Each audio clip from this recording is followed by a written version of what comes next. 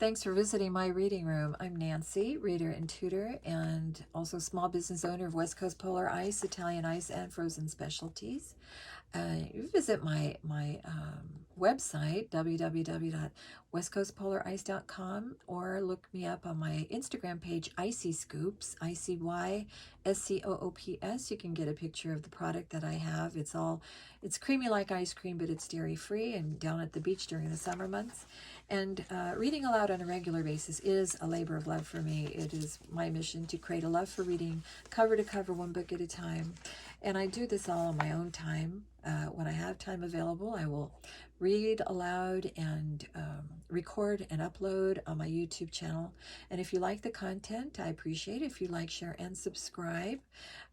This is just something I strongly believe. You know, our country needs good, strong, critical thinkers now more than ever. And reading aloud on a regular basis helps to improve our vocabulary and helps with a greater expression and our ability to concentrate more, and it just helps all the way around. And if you're like me, you know that we're bombarded with technology and video games and everything at our fingertips. And so my little thing that I like to do is read aloud so that at least people can tune in and listen if they don't have time to read on their own.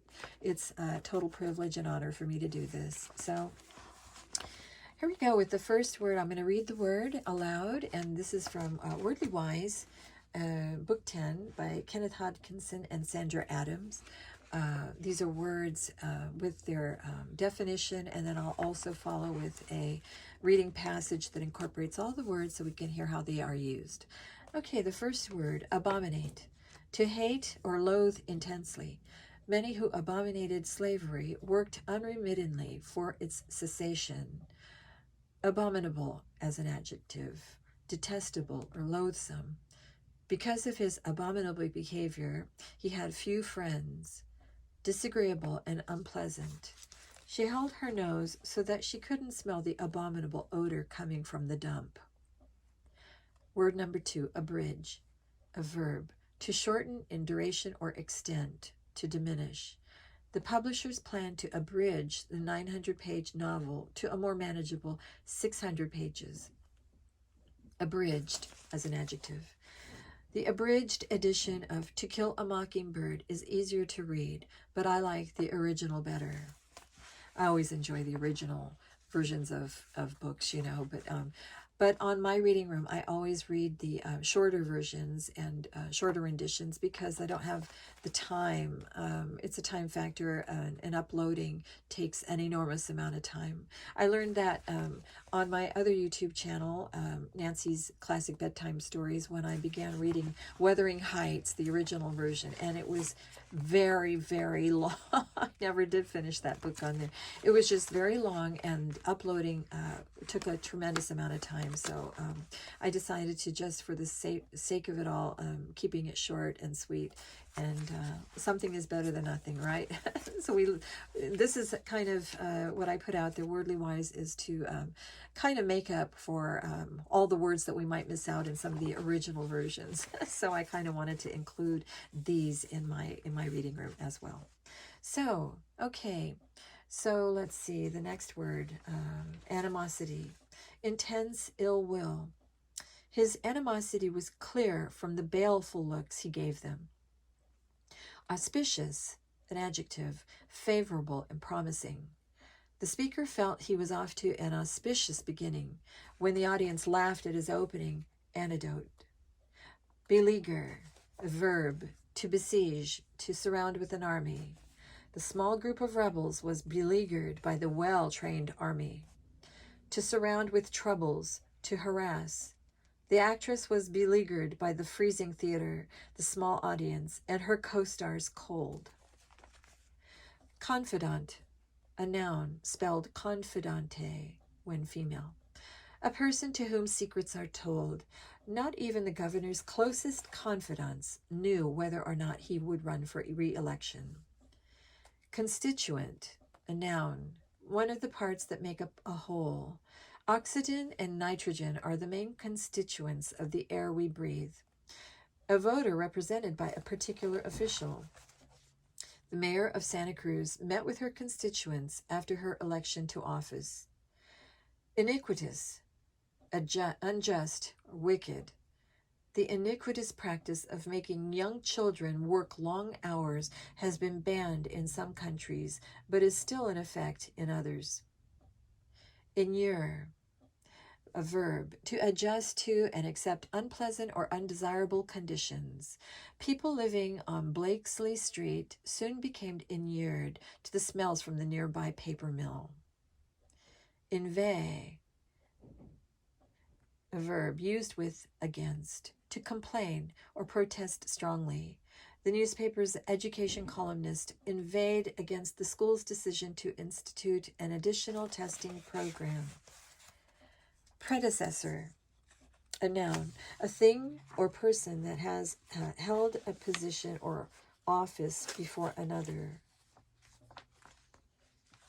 It's funny that it says, or a thing.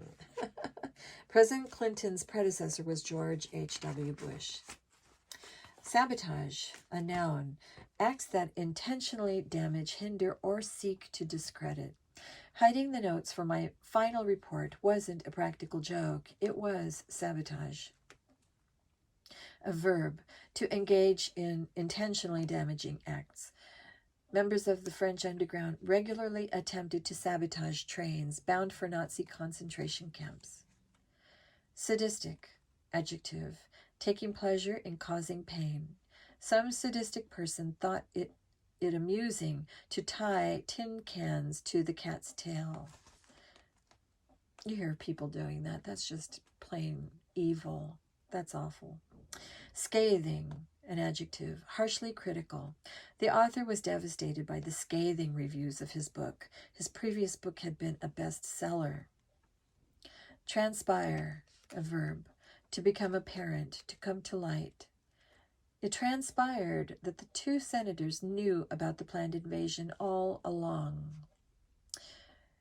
To happen or occur. The meeting that Chuck and Lisa had planned never transpired. Okay, so we'll move right on to the reading passage, which is entitled Mandela and the End of Apartheid. When Nelson Mandela was sworn in May of 1994 as South Africa's first black president, his predecessor, former President F.W. de Klerk, stood next to him in an unprecedented display of unity. This occasion was an auspicious beginning to the new South Africa.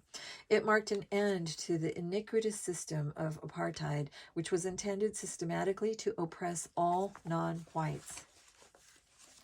Under apartheid rule, democracy was seriously abridged, and only whites, who made up just 12% of the population, had the right to vote and serve in political office.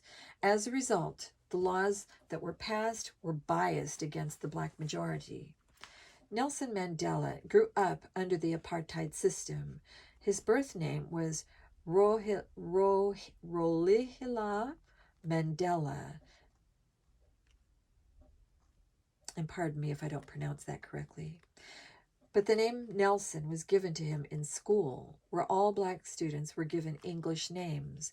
Mandela saw nothing objectionable about this custom. He was inured to the unjust system of apartheid when he was young and was unaware that there was any other way. But over time, as he heard black speakers lash out at the government and its policies, he increasingly began to question the system. Then his friend and confidant, Walter Sisulu, got him interested in political activism with the African National Congress. The African National Congress, ANC, began as a political organization of mainly middle-class constituents who sought to end the social inequalities in South Africa through nonviolent means. In 1944, Mandela joined the ANC and became one of the organization's leading figures. He was one of the founders of the Youth League, a subgroup designed to broaden the organization's membership in an effort to mobilize more blacks. ANC membership increased significantly in the 1950s, during which time the organization put forth its Freedom Charter, which stated that South Africa belongs to all who live in it, black and white, unquote. After the 1960 massacre of hundreds of unarmed anti-apartheid protesters in the beleaguered black community of Sharpeville, the ANC became increasingly militant and began a campaign of sabotage against the government. Soon afterward, the government outlawed the ANC along with all other black political organizations. In 1964, Mandela was sentenced to life in prison for his ANC involvement. In prison, Mandela was given little food, was forced to do hard labor, and was only allowed 2 visitors and 2 letters a year. He continued his work as an ANC activist along with other imprisoned ANC members. But communication was difficult because he and his cohorts were almost always under the watchful eyes of prison guards. To make matters worse, some of the prison guards were particularly sadistic and worked to make prison life even more difficult. However, despite such hardship, Mandela bore no animosity toward his captors. Instead, he remained committed to his cause for freedom and kept his spirits strong. As Mandela states in his autobiography, Long Walk to Freedom, strong convictions are the secret of surviving deprivation. That's quote unquote. In 1976, student protesters inveighing against apartheid policies were massacred in the black township of Soweto.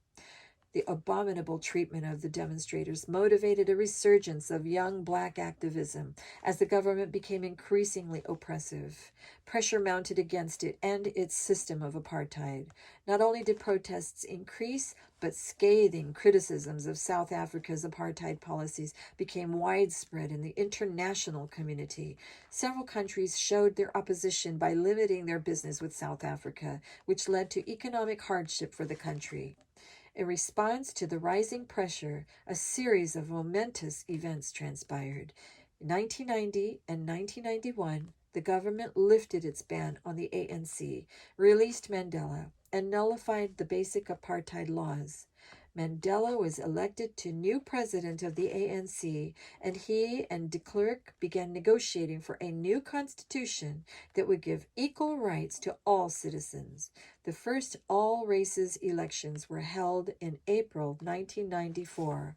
Mandela was elected president of South Africa. He successfully oversaw the difficult transition of his country from an apartheid state to a free one and helped improve the lives of most South Africans. But the long journey toward social equality was not finished. It will be up to his successors to continue undoing the legacy of apartheid in the years ahead. And I hope you all enjoyed that reading. And I hope you all have a real good evening. Good night.